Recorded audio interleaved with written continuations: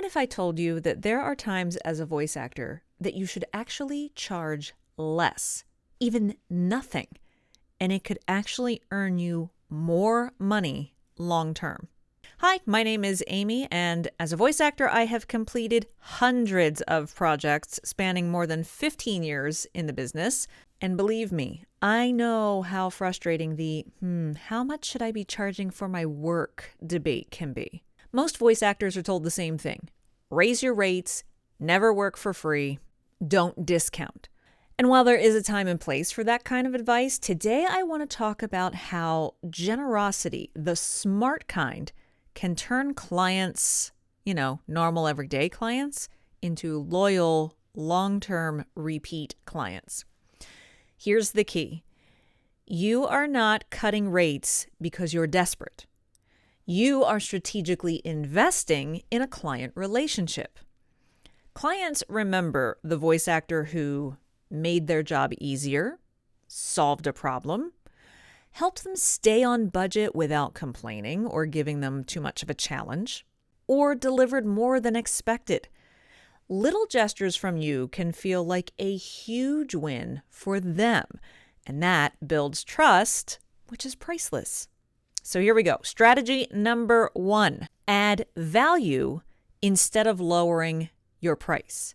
And the one caveat that I'll make with all of the strategies I'm about to present to you today is that use them intelligently. This isn't a use these strategies each and every time you submit an audition or get an offer from a client. This is more along the lines of, here are some strategies that you can consider when you feel the situation is appropriate or right for you. Not a one-size-fits-all for every single job or job offer. First and foremost, I always say, don't ever undercut yourself, undervalue yourself, or undersell yourself. So instead of discounting, try offering bonus value that costs you very little time but feels big to your client. Examples that you can say word for word if you want. Go ahead, steal them, copy them. Something like this. Since notes weren't super detailed for the vocal delivery, I'm going to give you 3 different tone variations so you have some variety to choose from. Or how about this? I'm happy to provide a quick 24-hour turnaround this time at no extra charge.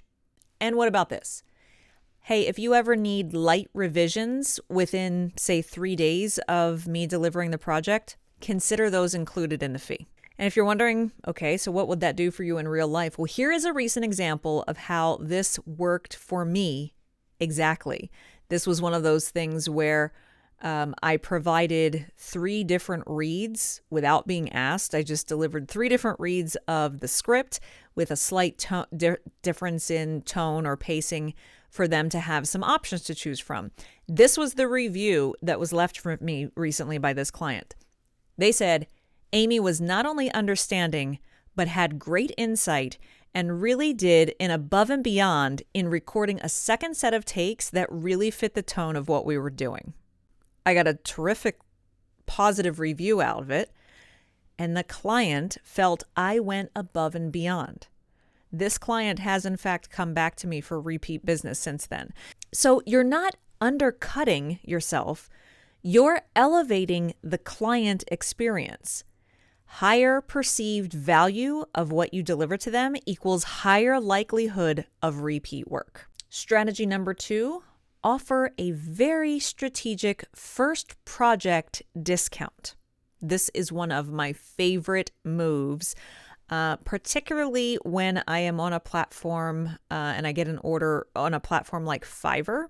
This is one of my favorite moves, where I offer a small discount on the first project only, but I frame it as a relationship builder, not a permanent rate. And yes, this works in real life. Here is one of my examples for this one. And as for the budget, even though the script has almost doubled in length, I'll leave my fee where it is this time around. It all works out eventually, especially if we have other opportunities to collaborate on future projects. And even though your script went from 300 words to 600 words, I'm not going to charge you more for that this time around. And I'm not super worried about that because, hey, if we work together again in the future, it'll all work out and it'll all come, it'll all figure itself out in the end. Here is the response that I got from this particular client as a result of that. That is so nice of you. Thank you. And I just told the rest of the project managers here to get you on their list for work. I didn't really undercut myself much there by doing that. I was going to do the work that day anyway. Going from like 300 words to 600 words, really not a big deal in terms of length of time it takes me to do that. So by me making it seem like, wow, she's doing double the work and she's not raising my fee, they were super impressed. And I got one of the most priceless things that you could, and that is word of mouth referral to her other colleagues and project managers saying, get this voice talent on your list to do work. She's amazing to work with. Another client, you want another example? Here's what another client said to me. Thanks so much for working within my budget, and it will be the first of many. And that's exactly what I wanted to hear. I wasn't a stickler on my fee. I discounted my work a little bit to stick within the budget that they had to work with. They were so appreciative of it, and this will be the first of many. Wonderful. Love to hear that. This strategy, this communicates your regular rate is non-negotiable. That this is a gesture, not the norm. That you are confident in future bookings. So it presents you as a confident person who's willing to work with them and willing to help them reach their goals while not super undercutting yourself. But also, it reduces their risk. If you're willing to do the work for a little bit less, it makes it a little easier for them to, get that credit card out and make the order. So it reduces their risk, but then once they love your work, they're more than happy to pay your full rate the next time because they know what you're worth. More strategies in just a second. But if you want to become the kind of voice actor clients love working with, clear, organized, professional, and memorable, I put together a voice actor marketing toolkit that includes 10 fully customizable email templates that are ready for you to cut and paste into your email body. It's designed to help you present yourself to clients professionally, especially when you are quoting or negotiating or following up. So check out my voice actor marketing toolkit linked below in the description.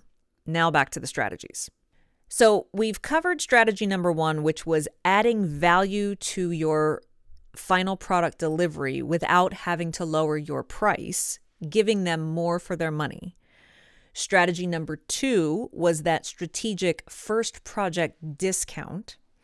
Strategy number 3, now let's talk volunteering. And again, this is the strategic kind. Not all payment is money. Some is opportunity, growth, or exposure to the right people. Volunteering is incredible for cold read practice, for vocal stamina and endurance, and community connection, which equals word of mouth gold. You become the voice person people think of, and that is so beneficial. It's also great because you're adding work to your portfolio if you're new to the industry. That volunteer work is still work you've done. You can add that to your portfolio. And I know the next question before you even ask it. Here's the answer. Here are great places for you to volunteer. Children's reading programs at local schools or libraries, at senior centers or community centers. A lot of times for seniors and the elderly, there will be programs where you can volunteer to go and read aloud to one person or even a group of people. How about reading groups and organizations serving the visually impaired? This is another great charitable initiative where people who are visually impaired, sometimes instead of having an audiobook read to them, there are organizations where you can volunteer to sit and read to them. local theaters or other nonprofits, or even indie independent passion projects selectively. Watch out for scams, watch out for bad actors, but those types of things. Volunteer work isn't free work. It's a reputation investment. You are still building experience. You're getting practice. You just get paid in a different currency. And a lot of times that currency is building your portfolio, getting free different ways to practice, and it is, in and of itself, it is networking. You could get referrals out of it. Sometimes that currency leads to paid work. Here are some additional client loyalty ideas. Here's one: surprise loyalty bonus. Say, hey, because you're a returning client, I'll throw in XYZ at no extra charge. Maybe it's a different take. Maybe it's an additional script revision and you won't charge an extra fee for it. I'll throw in the file splitting for free.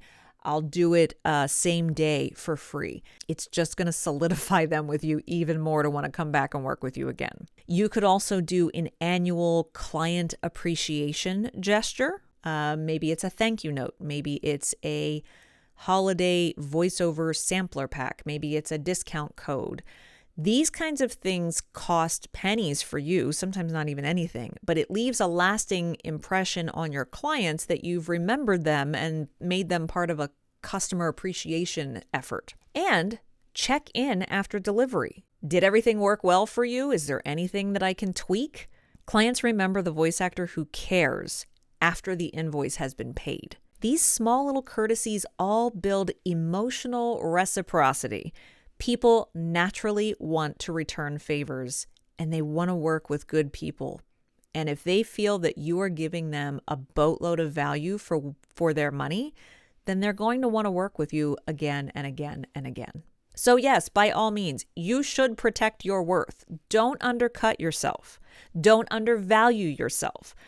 But choosing to be generous strategically, well, that's how one booking becomes 5 bookings. How a discount turns into a retainer, and how unexpected kindness really becomes your competitive advantage. It sets you apart. And if you want ongoing guidance as you build and refine your voiceover business, you can join my free Mastering the Microphone newsletter. It's where I offer weekly tips and behind the scenes things and practical advice. Definitely sign up for that. The link will be down below. Figuring out how to balance, a professional tone with a little bit of your personality while not coming off too casual or overly stuffy, that can be a challenge. And I've got 5 proven ways to help you make your correspondence with new, current, or former clients sound polished, professional, and personable. And you can learn all about them by watching this video right here. Remember, you've got this, and I'll see you next time.